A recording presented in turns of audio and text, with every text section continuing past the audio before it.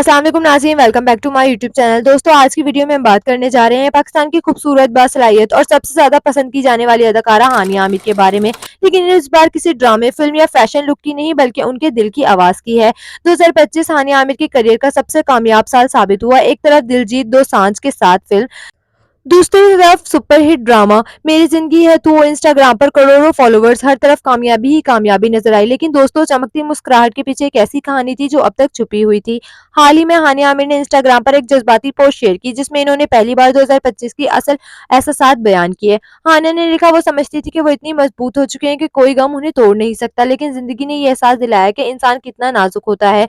इन्होंने बताया कि शूटिंग सेट पर हंसते हुए, फूलों के साथ तस्वीरें खिंचवाते हुए भी दिल के अंदर एक ऐसी घबराहट थी जो कोई नहीं देख सकता था। खामोश रातें, फ़ोन पर किसी के जवाब की उम्मीद और वो दर्द जो लफ्ज़ों में बयान नहीं हो सकता।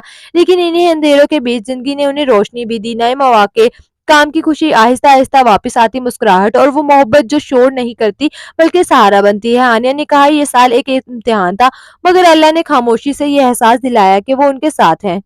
वो हँसी, रोई मगर रुकी नहीं और यही असल ताकत है। दोस्तों, 2025 ने हानिया आमिर को सबसे बुरा भी दिया और सबसे बेहतरीन, और बाज़ ज़ख्म जीतने के लिए नहीं, सिर्फ सहने के लिए होते हैं, और यही काफ़ी है कि एक नई शुरुआत के लिए। आप इस एतराफ़ पर क्या कहेंगे? कमेंट्स में अपनी राय ज़रूर दें। वीडियो पसंद आए तो लाइक करें, साथ ही साथ चैनल को सब्सक्राइब करना ना भूलिएगा। मिलते हैं अगली वीडियो में, तब तक के लिए अल्लाह हाफ़िज़।